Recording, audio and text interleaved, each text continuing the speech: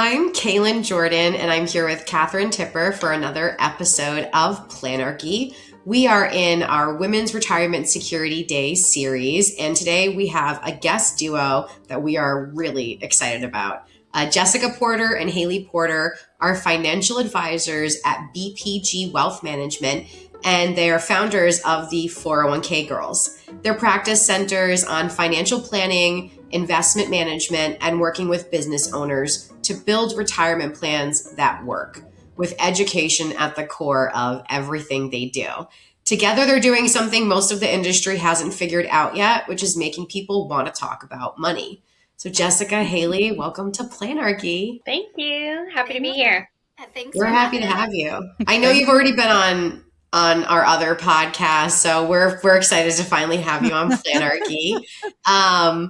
First question I want to start with, a fun one. What's your walk-up song for each of you? So I chose the Blitzkrieg Bop by the Ramones. Ooh. Hey ho, let's go. That's a good one. That's a good one. Mine is the Immigrant Song by Led Zeppelin. Right at the crescendo when they do the yell, that's what I want to walk out to. Damn, I did not expect that from you, Jessica. That's a good one. Yeah. Okay, well, let's start off with where it starts. So, Jessica, you grew up in a house where financial advisors weren't really part of the conversation. What did that experience teach you, and how does it shape the way you work with clients today? Your mom raised you with a specific message. Have your name on things, the house, the pension, your own personal life. How does that show up with you, for you in the work that you do now? So that's kind of two questions. So tell us your origin story. Yes. So, yes, I grew up in a very blue-collar household. My dad's a plumber. My mom is a stay-at-home mom. I've got two siblings. And I just didn't know what a financial advisor was. We didn't have one. And because of that, I made probably some really dumb mistakes in my early 20s. Lots of credit card debt, didn't have savings, wasn't contributing to retirement. And then when I started working in the industry at 27, I was really lucky to be able to sort of teach myself how to do all of these things. But I was kind of embarrassed because I was like, well, how can I be coaching people on making right money decisions when I've done all these stupid things?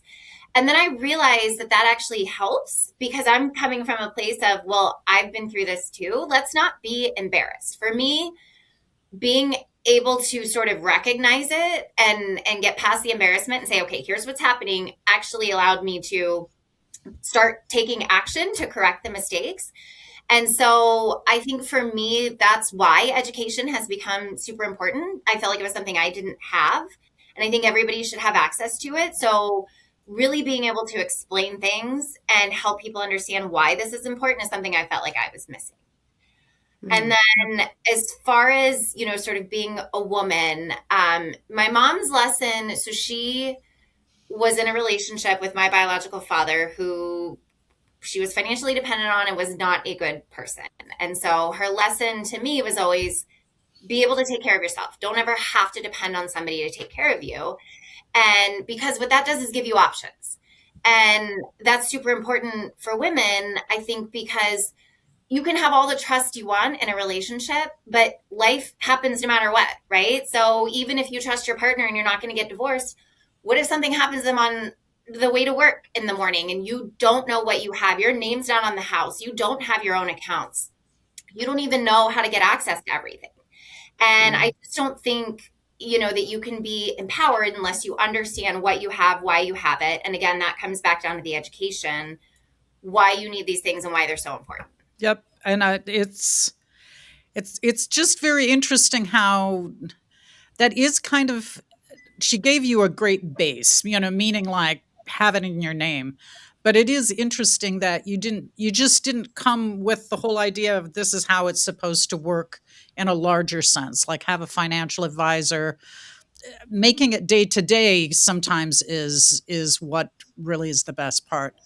Kalin, do you have any questions or what do you think? No, your story really resonates with me because my mom said something very similar. My parents are still together, but my mom always really instilled in me that I should not rely on anybody else for financial security. I should be independent.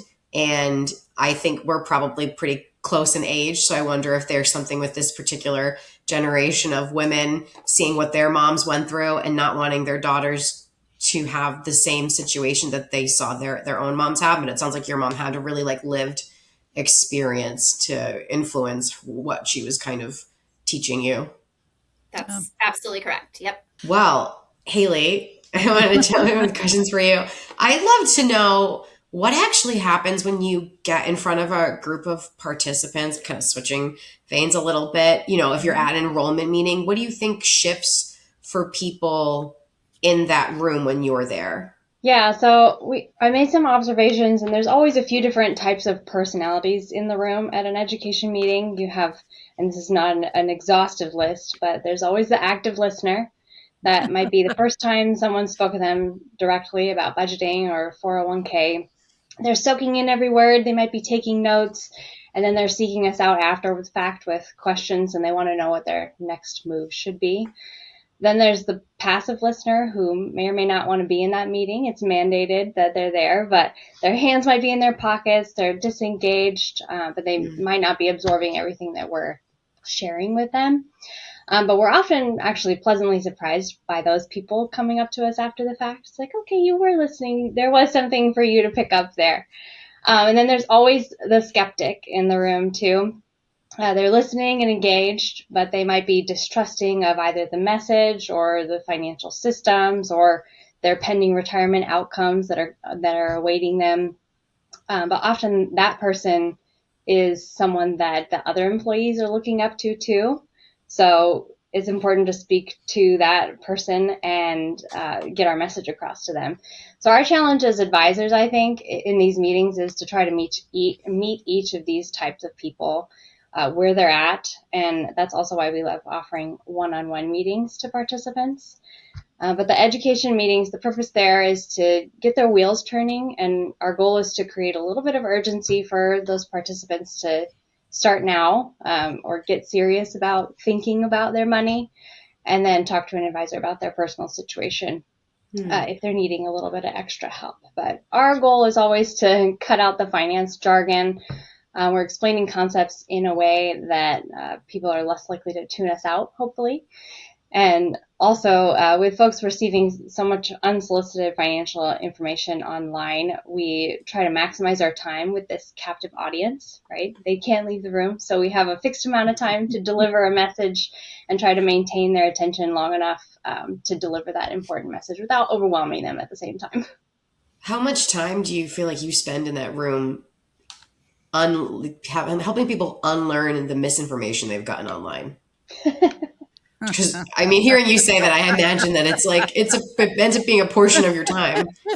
Yeah, you can definitely see some eyebrows raising around the room, and people are surprised by certain pieces of information that we're sharing. Yeah, it sounds like you both work with people who, when they start talking to you, are convinced that they've already missed that window, or like Jessica was saying earlier, that they've done the wrong things. They're embarrassed by it. I'm sure you hear a lot of I'm too far behind kind of mindset. How do you break that mindset? How do you help somebody change because I imagine it's not just the financial piece, it's the thinking around money that is what I feel like y'all have to do so much work with.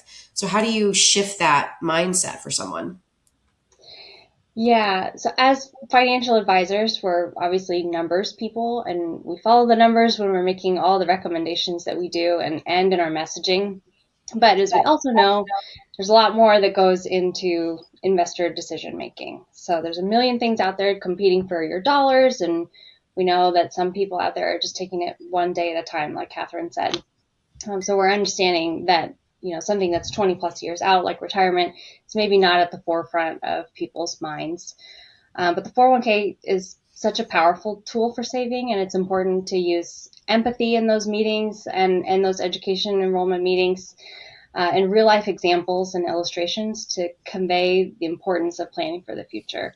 And we definitely make sure not to use shame as a tactic or super lofty numbers as goals that can be really overwhelming. So if you're taking it one day at a time, that's okay. Let's do it together. And we're shifting the messaging from, okay, here's how much you should have by now, in your retirement account to, okay, here's something small that you could start doing today, and then working from there. So that's part of the reason that we started the 401k Girls, is we want to deliver the small chunks of information, and what that does is increase exposure to those topics that might go over people's head to start, but the more comfortable they get with those concepts, the more curious and the more confident that they'll be. Yeah, the message is always the best time to start was 5 years ago, and the next best time to start is right now, right? Because we can have this conversation again in 5 years, and you're going to be really sad that you didn't take action then. So that's to Hayley's point. We always try and give that message in a very empathetic way, but let's not talk about what we did or didn't do. Let's talk about what we're going to be doing now moving forward. Very, very cool. You both have like an insight a little bit into plan design and how it plays out for both employers and employees. So the system was built by employers asking what they wanted to offer, not what employees actually need necessarily. Where do you see that gap showing up the most? I think, when Hayley and I sit down with plan sponsors and business owners to have the conversation about their 401k plan, we always want to ask what the purpose of it is. And obviously, in many cases, it is for the business owner. They want to max it out. They want the tax deductions, all of those things. But is it for recruitment? Is it for retention? Is it to offer an extra benefit to your employees? So I think for us, kind of understanding the core of what they really want from it is super important. And then from there, it's kind of like, okay, well, if a tree falls in the woods and nobody hears it, did it actually happen? If you have a 401k plan and you're not telling your employees, you're not educating them, they don't understand how to get into it or how it works, does it even exist? What's the point of the benefit? And so I think that's a big gap where an employer is sort of going, and especially here in Oregon, where you are required to have some sort of retirement plan or you're enrolled in the state mandated plan. So they set it up, they check a box and they go, okay, great, I have a 401k plan. Well, what now? What's the point of having this benefit? And so again, I think for Hayley and I, that comes back down to the education. Let us meet with your employees. Let us tell them about this benefit. Let us explain to them why this matters, what it can do for them. And that sort of hopefully closes the gap where they're going, okay, I either don't know about it or it's too confusing, I'm just not going to do anything with it. Then again, what on earth is the point of having the benefit? So we want to get people enrolled. We want to provide them with that education to make sure they feel comfortable with it. Hayley, do you have any insight as well, or what do you think? No, definitely the education for the plan sponsors, and then the second step of that is the participant education and teaching them about what's available in their plan and what tools they should be utilizing at their age or whatever their goals are. I'm wondering, we have the Women's Retirement Security Day, and some of it is because there is a gap between the savings rates for women. Do you see anything in good plan design that especially helps out participants and even women? Is there any options within plans that seem to especially help with this? I feel like the Secure 2.0, well, Secure Act and then Secure 2.0 of, you can have opinions on some of the things they've implemented one way or the other, but I do think there's been a couple things that have been helpful. I think the long-term part-time employee mandate has been really helpful because a lot of women, not only do they step away from the workforce to do caregiving for family or raise children, but when they enter back in, they might be part-time. And historically, a lot of times they have not been eligible to participate in a plan because they were part-time. And so sort of expanding that eligibility, I think, has been really important. I also think auto enrollment mandates, again, I know a lot of people have feelings one way or the other on those, but I feel like for women, one of the problems is not feeling confident enough. And they feel like they're not understanding the benefit. And so again, they sort of aren't actively choosing to be in the plan. Whereas if we can do auto enrollment and just automatically get people in there, they start contributing, it takes away that friction of sort of having to do something and make a decision. That decision is made. They don't have to think about it, and it makes things a lot easier. They don't have to make the decision on their investment or, how much they're going to contribute or, all of those different things. It just happens. And then all of a sudden they start building without even realizing. That actually is great to frame it that Secure 2.0, some of the provisions actually help the whole group get better outcomes, even though, as you say, sometimes people like it and sometimes they don't. At least it's getting people in there and getting more access. It's not the first time that we've heard somebody say on this podcast that auto enrollment and the part-time kind of role of having people included in plans has made a big difference. So it's interesting to hear you all kind of repeat the same thing, because I feel like we're seeing some themes sort of come across of what is helping plan design and what things kind of hinder it to make it more challenging to get like people to participate in a meaningful way. Yeah, and I think having a team of trusted professionals like your TPA or your advisor who are experienced and understand those provisions and the ins and outs and the implications in the plan is really important. And those people can advocate for certain demographics. They say they see a need and they suggest a provision to be added to the plan. And that's why we always like to be on the implementation calls for plans too, so we can talk through each of those provisions and the pros and cons of each. And then as women advisors, I think that we have more exposure and collectively like more experience dealing with retirement preparedness gap between men and women. So with those professionals, we can advocate for different provisions. So an example of that, as Jessica was sort of mentioning, was the employer match is beneficial for people across the board, but the super catch-up might be more specifically beneficial for people who have been out of the workforce for some time. So depending on the ages and the gender ratios within the company, we can advocate for those. Yeah.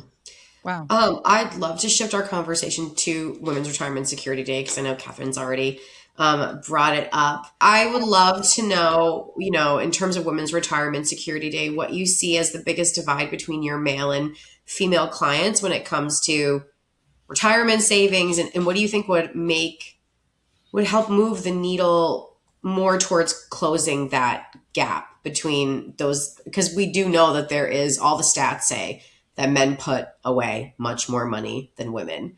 But from your perspective, what do you see with your clients specifically that you think could help close that gap?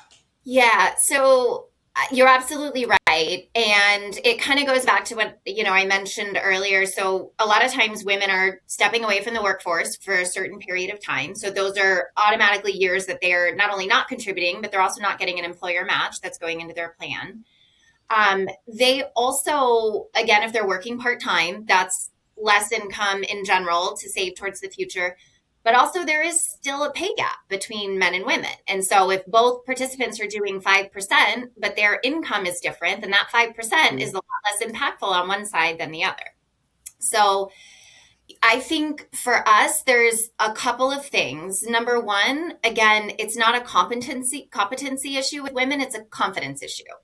And there's this saying or a stat somewhere that basically women will take action to do something if they feel 100% confident, and men will do it when they're like 80% confident that they can do it. So for women, they're going to want to know everything about investing and what kind of accounts they should have and what makes the most sense and how much can they actually afford. And those all of a sudden start being these barriers to actually taking action. So again, number one, and it's sort of the running theme of the conversation, is education. Empowering women to understand how to invest, what it means, doesn't have to be complicated. And then the other thing is advocating for yourself. So Hayley and I just had a conversation with somebody last week, and she lives on the East Coast and is feeling really tight with her money and her budget. And she's, I'm making good money, but she got another job offer for significantly more money. And I said, look, you can love what you do all you want, but one of the best ways to sort of level up and do better for yourself is to make more money. That's really a huge piece of the puzzle. Yes, we can work within the constraints of what we have, but we can also make more money. And so working with women and sort of helping them understand how to advocate for themselves, how to ask for a raise, the right ways to do that, the metrics to use to do that, to, sort of leverage what they can and should be getting. And to me, that's one of the biggest things that they can do. We can pinch pennies and try and save as much all we want, but if we're not on a level playing field, then that gap's not going to close. We need to make sure we're getting ourselves to that level so we can be in the same space as the men that are doing the same things. Woo. Preach. Very good. Yeah. You're preaching the choir over here with everything you said. Okay. Every episode we ask both of our participants, what's the one money myth that you would like to retire? We were talking about this the other day, and we were with a client, and she said that she thought in order to build up credit card debt, you needed to carry a balance on your card and like accrue interest and pay it off.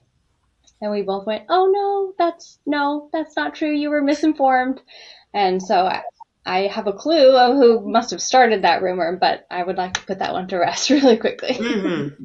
I think the one that I would like to put to rest is that investments matter the most. Like your investment selection is the thing that's most important when you're investing.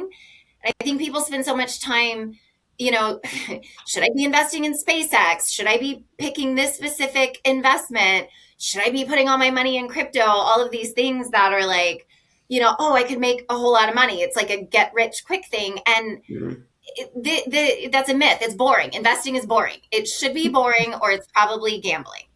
So I just think the investment selection is not the most important thing. Keep it really boring and simple and just be consistent. Do you think things have been gamified more so than they were maybe like 10, 15 years ago? And that's why you hear everybody thinking, God, if I just pick the right, because also this is not the first time we've heard that on this podcast either, that if I just pick the right investment, I'll make so much money, everything will be fine, my retirement will be fine. And like you said, it's just kind of steady and consistency. There's, everything else is kind of like gambling, but I think something has changed recently that has made things more like that. I think part of it is the amount of information that's accessible. I think it's the constant social media, it's the Reddit threads, it's the news, it's that you can get this information from everywhere.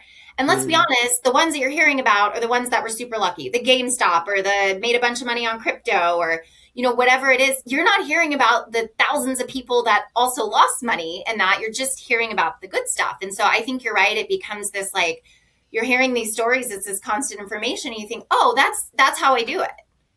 And it's not. It just isn't. And the FOMO of missing out. Like, if I don't hop on the right train, I'm going to be left behind. 100%. Yeah. Yeah, that's almost fundamental. So to people, though.